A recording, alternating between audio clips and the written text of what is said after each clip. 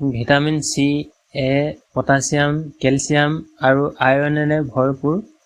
অমিতা স্বাস্থ্যৰ বাবে বৰ উপকাৰী। অমিতাই পেট, হৃদযন্ত্ৰ, লিভাৰৰ বিভিন্ন ৰোগ দূৰ কৰাতো সহায় কৰে। ফলৰ ভিতৰত অন্যতম স্বাস্থ্যবৰ্ধক গুণেৰে পৰিপূৰ্ণ অমিতাই পেটৰ লগতে ছালৰ উজ্জ্বলতা বৃদ্ধিতো সহায় কৰে।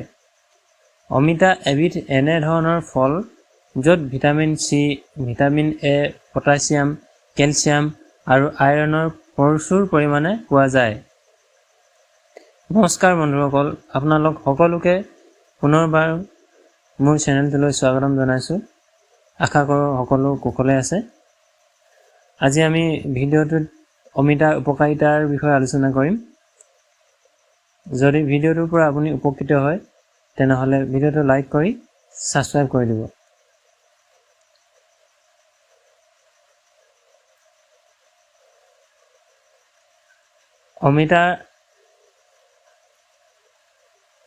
অমিতা আমাৰ বিভিন্ন ধৰণৰ ৰোগৰ কাৰণেও উপকাৰী। অমিতা সাধাৰণতে আমি নিজৰ ঘৰতে বাৰীতে কৰি ল'ব পাৰোঁ। অমিতাই খোৱাৰ ফলত আমাৰ ওজন হ্ৰাস কৰাত সহায় কৰে। পকা অমিতা সামান্য মিঠা যদিও কম কেলৰিযুক্ত হোৱাৰ বাবে ওজন হ্ৰাস কৰিবলৈ বিচৰা ব্যক্তিয়ে আহাৰৰ তালিকাত অন্তৰ্ভুক্ত কৰিব পাৰে অমিতা। তদুপৰি অমিতাত নিহিত হৈ থকা আহে আপোনাৰ কোষ্ঠবদ্ধতা দূৰ কৰি ৰাখে।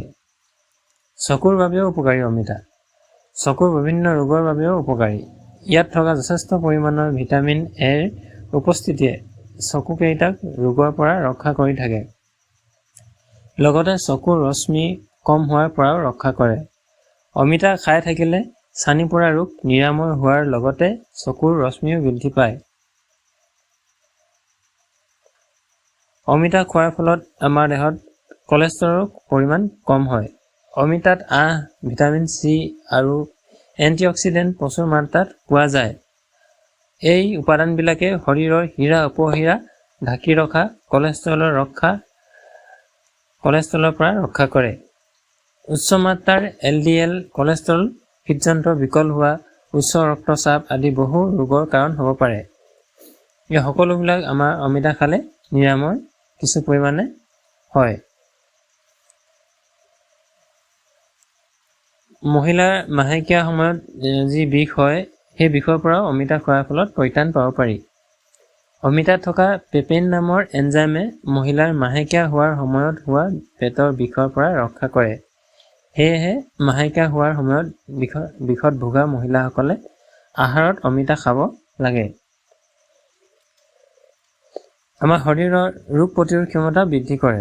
শৰীৰৰ বিভিন্ন ধৰণৰ ৰোগৰ সংক্ৰমণ ৰক্ষা কৰে অমিতাই। শৰীৰত প্ৰতিদিনৰ বাবে আৱশ্যক হোৱা ভিটামিন চিৰ 100% এটা অমিতাত পোৱা যায়।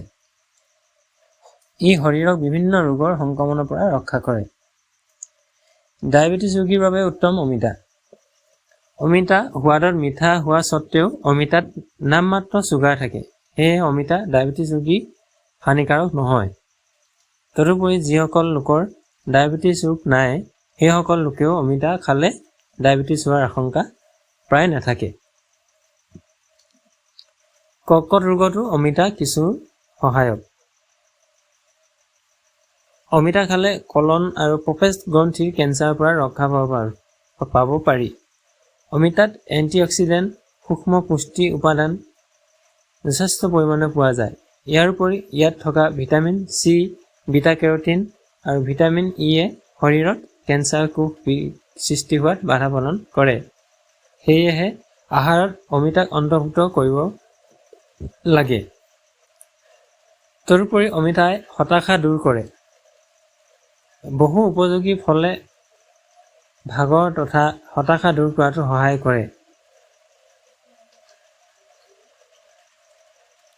হজম শক্তিও বৃদ্ধি কৰে অমিতাই। অমিতাত ফাইবাৰৰ লগতে পেপেইন নামৰ আন এবিধ পদাৰ্থ পোৱা যায়।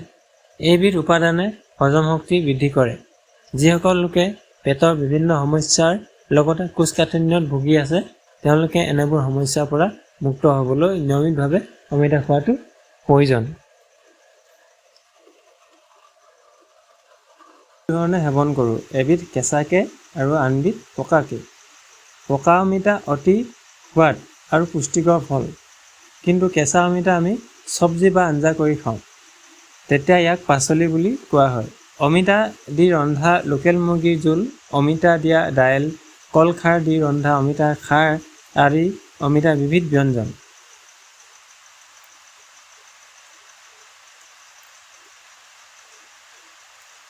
থাইলেণ্ডত কেঁচা অমিতাৰ চালাড খুবেই জনপ্ৰিয়। কেঁচা অমিতা সিজাইহে খাওঁ। দেখাত তেনে সাধাৰণ এই কেঁচা অমিতাৰো বহু উপকাৰিতা আছে। ভিটামিন, এণ্টিঅক্সিডেণ্ট, এনজাইম, ফলেট, আঁহ আদিৰে ভৰপূৰ কেঁচা অমিতাই আমাৰ স্বাস্থ্য ৰক্ষাত কিদৰে সহায় কৰে জানো আহক। হজম শক্তি বৃদ্ধি কৰাত কেঁচা অমিতা অতি উপকাৰী। কেঁচা অমিতাই পেপেইন, কাইম'পেপেইন আদি বিভিন্ন এনজাইম আছে, যিয়ে কাৰ্বহাইড্ৰেট, স্নেহ আৰু প্ৰটিনৰ বিপাকত সহায় কৰে। কেঁচা অমিতাৰ চব্জি মাজে মাজে খালে আমাৰ পাচনতন্ত্ৰৰ কাৰ্য সুন্দৰভাৱে চলি থাকে। কোষ্ঠকাঠিন্য, অৰ্শ ৰোগত কেঁচা অমিতা উপকাৰী। ইয়াত থকা আঁহে পেট পৰিষ্কাৰ কৰে। অৰ্শৰোগীয়ে নিয়মিতভাৱে কেঁচা অমিতাৰ আঞ্জা বা চব্জি খালে ভালেখিনি উপশম লাভ কৰে।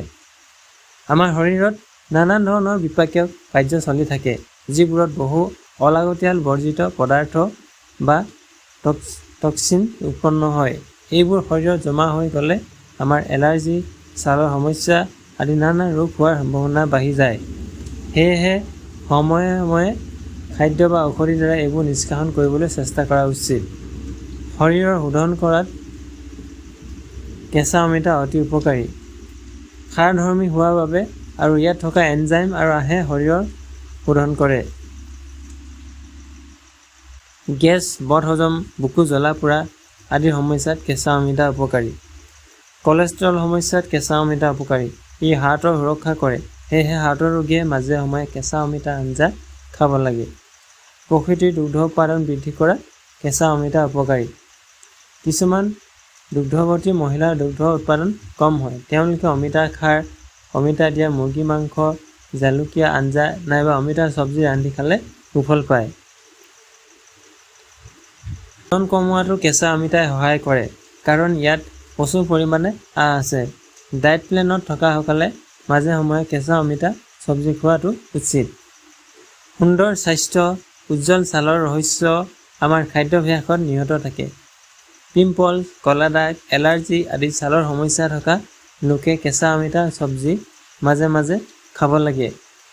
ই পাচনতন্ত্ৰ পৰিষ্কাৰ কৰে, তেজ পৰিষ্কাৰ কৰে আৰু ক্ষাৰধৰ্মী হোৱাৰ বাবে ছালৰ সমস্যাত কেঁচা অমিতা উপকাৰী। গৰ্ভৱতী মহিলাৰ বাবে অমিতা উপকাৰী। তেওঁলোকে অমিতা সেৱন কৰিলে গৰ্ভপাত হোৱাৰ আশংকা থাকে।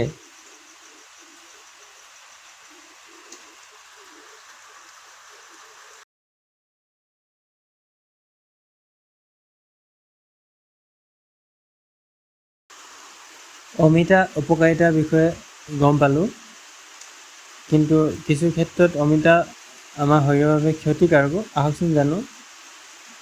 অমিতা উপকাৰিতা সম্পৰ্কে প্ৰায়ভাগ লোকেই অৱগত। কেঁচাই হওক বা পকাই হওক, অমিতা সুস্বাদু আৰু পুষ্টিকৰ ফল।